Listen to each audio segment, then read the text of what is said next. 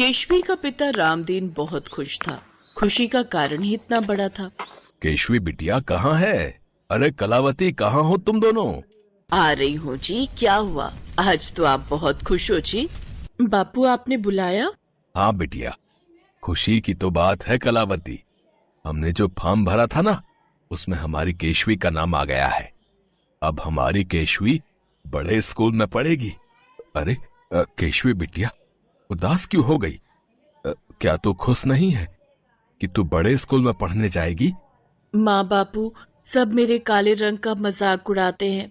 सब कहते हैं कि मेरा काला रंग है और इतने लंबे लंबे काले नागिन जैसे बाल हैं। ये कहकर पहले वाले स्कूल में सब मेरी हंसी उड़ाते थे। मुझे पता है इस स्कूल में भी सब मेरी हंसी उड़ाएंगे। नहीं बेटिया, वो बहुत बड़ा स्कूल है, वहां पर कोई हंसी नहीं उड़ाएगा। तुझे वहां बहुत अच्छा लगेगा। केशवी का रंग काला था, पर उसके बाल बहुत ही सुंदर और लंबे घने थे। केशवी के काले रंग के लिए उसे बहुत सुनना पड़ता था। अब नए स्कूल में जाते हुए वो बहुत डर रही थी। रामदीन और कलावती के समझाने पर केशवी स्कूल चली जाती है। सब बच्चे और टीचर केशवी को घूर घूर कर देख रहे थे। केशवी अपनी क्लास में जाती है। उसे देखकर सब बच्चे जोर जोर से हंसने लगते हैं। अरे अरे भागो, देखो ये लड़की देखने में कितनी बदसूरत है। हाँ, इसका रंग कितना काला है और इसके लंबे बाल। ओह, ये तो कितनी डरावनी, बिल्कुल भूतनी लग रही है, भूतनी। क्लास के सब बच्चे केशवी को भूतनी भूतनी कहकर क्लास से बाहर भागने लगते हैं। केशवी का रोना निकल आता है। तभी उनकी क्लास टीचर, ये क्या शोर मचा रखा है?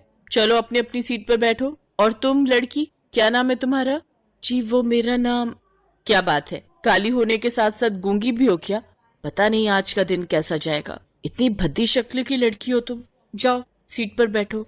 तभी क्लास में दूसरी टीचर आ जाती है और वो केशवी को बैठा हुआ देखती है। सुनैना मैडम, ये न्यू एडमिशन आई है क्या क्लास में? हाँ दीपिका मैडम, है तो गरीब, पर वो मुफ्त फॉर्म भरा होगा, उसी वजह से एडमिशन मिल गया, वरना इतने बड़े स्कूल में एडमिशन कहाँ मिलता है। लड़की का भले ही रंग काला है, पर बाल देखो कितने लंबे हैं। वैसे एक बात बोलूं, जरा कान इधर लाना।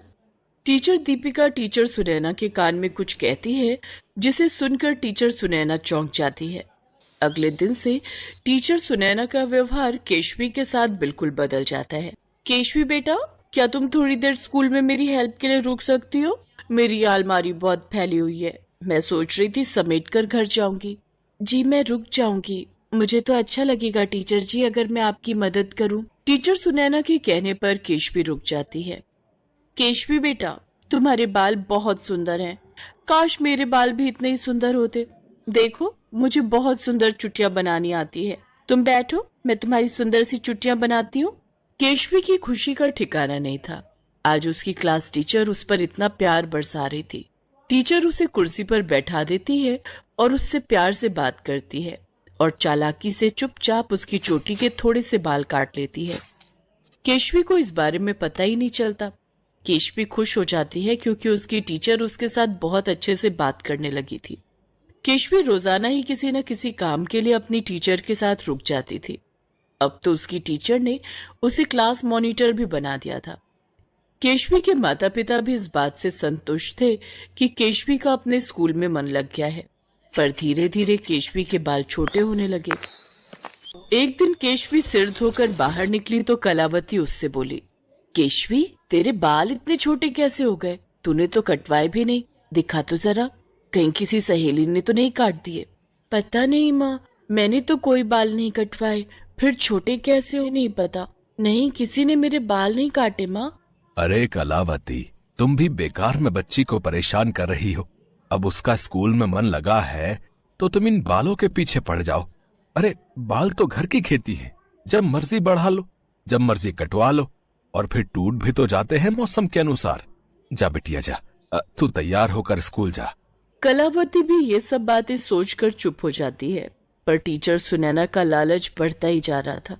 एक दिन उसने बहाने से जब केशवी को रोका तो कुछ ज्यादा ही बाल काट दिए और केशवी की नजर कैंची पर पड़ गई। केशवी रोने लगी। मैम, आपने मेरे बाल काट दिए, इसका मतलब मेरे बाल तभी छोटे हो रहे थे क्योंकि आप रोजाना बहाने से मेरे बाल काटती थी। पर क्यों?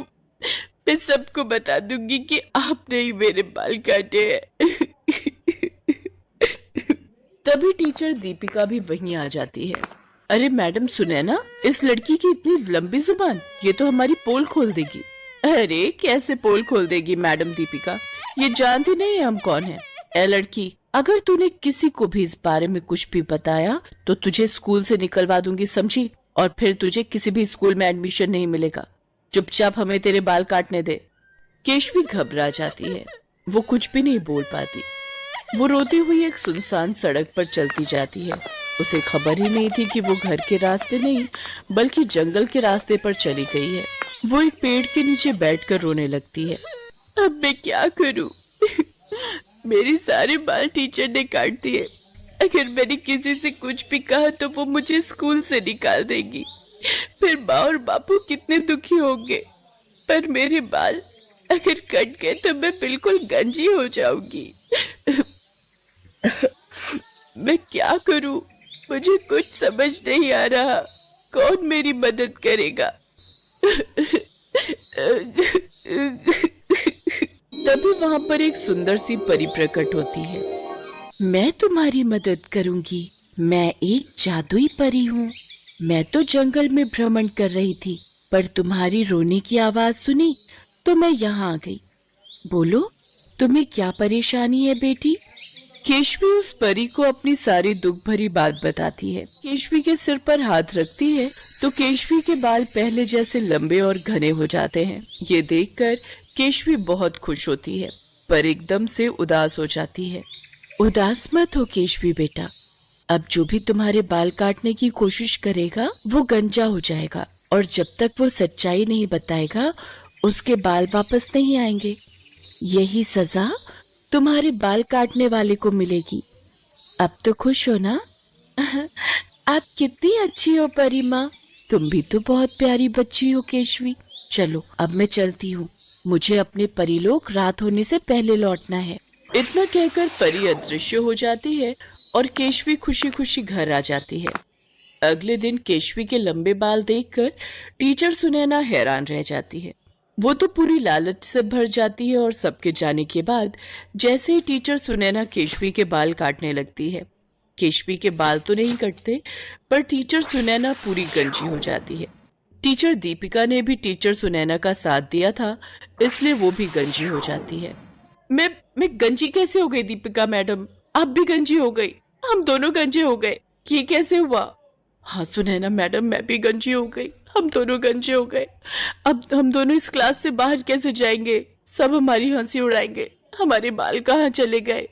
आप दोनों के बाल अब तब तक वापस नहीं आएंगे जब तक आप प्रिंसिपल मैडम और सबके सामने अपनी गलती को स्वीकार नहीं करोगे। परी माँ ने आप दोनों के बाल छीन लिए। अब आया मजा। किसी के बाल काट कर आप कितना खुश हो रही थी। मैं अभी प्रिंसिपल मैडम और बाकी स्टाफ टीचर्स को बुला कर लाती हूँ। केशवी सबको बुलाती है और सबके सामने सच्चाई आ जाती है। सुनैना और दीपिका अपनी गलती मान लेती हैं।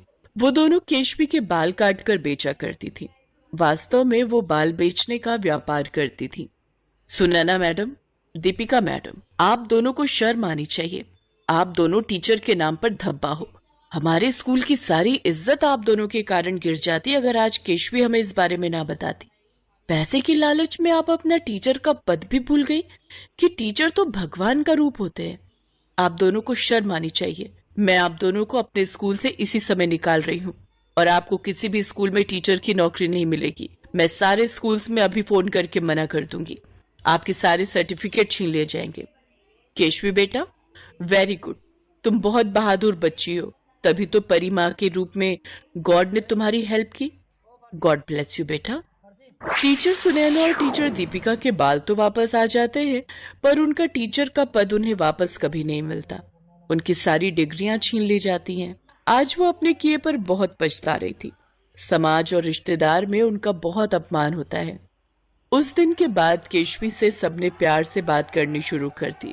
अब कोई भी केशवी के काले रंग से नफरत